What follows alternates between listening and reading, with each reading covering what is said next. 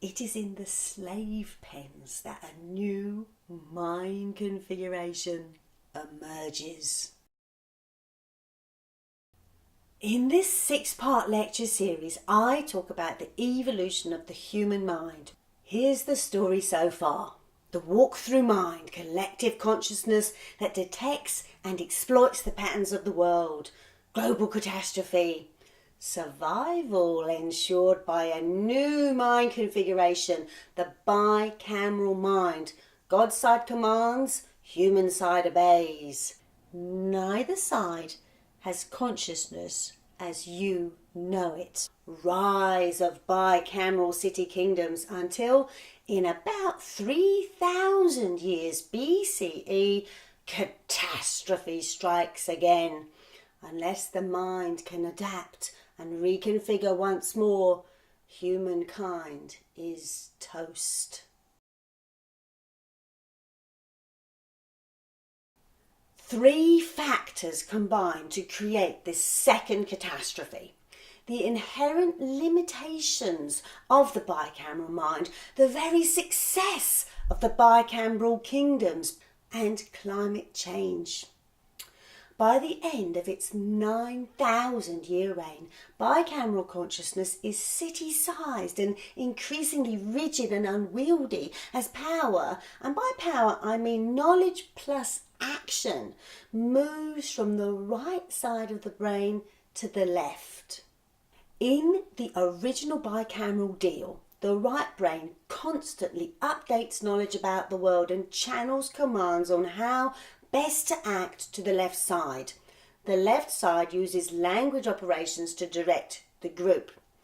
But over the millennia, as rituals, chants and work songs proliferate and are elaborated in language, it is ever harder for new, updated or alternative commands to push through from the right brain.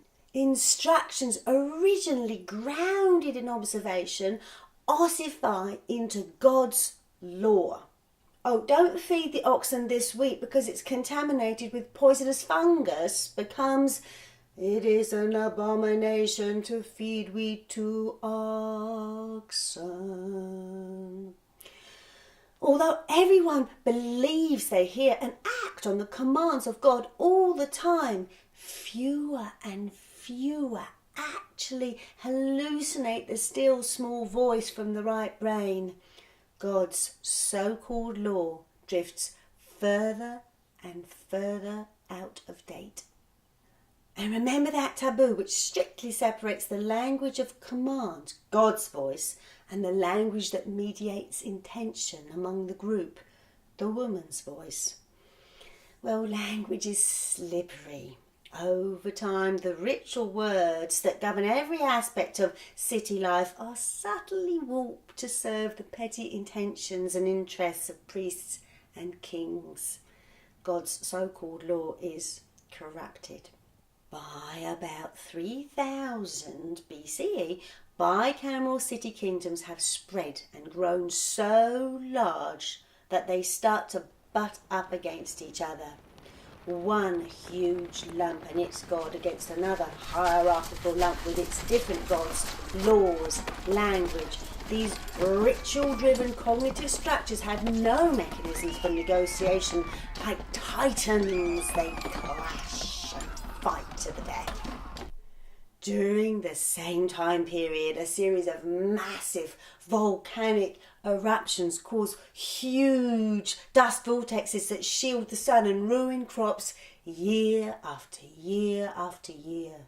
The bicameral mind, clogged with language, cannot adopt new agricultural policies and practices to meet such radical changes in world conditions. The songs and cycles of planting, irrigation and husbandry that have worked since time immemorial continue unaltered. It's a vicious cycle. The more food shortages grow, the more the kingdoms raid each other. The more the kingdoms raid, the less time is spent on farming. War, famine and chaos rule the world. Bicameral city-states are hacked apart. The awful mental confusion if this time is reflected in the earliest written texts which peep back into this area. They're full of lamentations that people have lost the voice of their gods. In a time of chaos, without the bulwark of ritual, when the channels to the right brain have closed, suddenly there is no one there to tell them what to do. They face madness and extinction unless they can adapt. When one bicameral kingdom overruns another, the men are killed and the women and children are taken captive. It is in the slave pens that a new mind configuration emerges. Imagine the confusion of these prisoners. Ripped from their city, effectively half their mind is gone. In secret, for their own language is forbidden, they remember old songs and rituals. They comfort and reassure each other using the language of intentions. They freely mingle the God's voice and the woman's voice. And from this unrestrained mingling emerges a sense of we, separate from the lump consciousness that is their captivity, a we that remembers other times, places, laws, gods, then. And here we see the hand of the right brain at work. In a miraculous analogical leap, these slave women and children start using a metaphor of mind space, a theatre of the mind where we can replay stories about our past, how we lived, what we did, who we really are.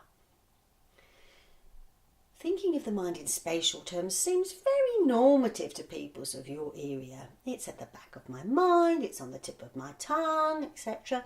But imagining a space inside the mind was analogical thinking at its most powerful. The domain of inside already connotes safety, invisibility, fecundity, birth, but now space inside the mind makes it possible to construct narrative and through narrative self. With this new cognitive tool, in times of isolation and danger, a person does not have to go mad, but can evolve a secret I that lives hidden away inside. On the outside, I may be a slave, performing the duties of a slave, speaking the language of my masters, and even pretending I hear their God's voice in my head. But inside, I can hide a secret self, constructed out of stories that I repeat and revise. So, the I-struct mind, your very own mind configuration, takes the stage. I-struct. Self-awareness structured around a language-based I. A little homunculus peering out from inside the mind. The I, living inside mind space, is analogous to the body in physical space. And like the body in the landscape, this I can act alone. Humans with I-struct mind configurations survive the chaotic breakdown of bicameral city-states better. As civilization unravels, I-structors can live dual lives in the in-between zones, the fringes, the margins. They become the translators, middlemen, traders. They run rings around the bicameral minds. Myths of trickster storytellers originate in these times. Ulysses, Coyote, Anansi. Narrative is the key new cognitive process of the I-struct area, both the basis of self and a rich new memory structure, a new kind of knowledge repository. Encapsulated as story, knowledge is portable, flexible, modular. Knowledge freed from the intricate ties to group and place needed by walk-through consciousness, freed from the dependence on city and ritual needed by the bicameral mind.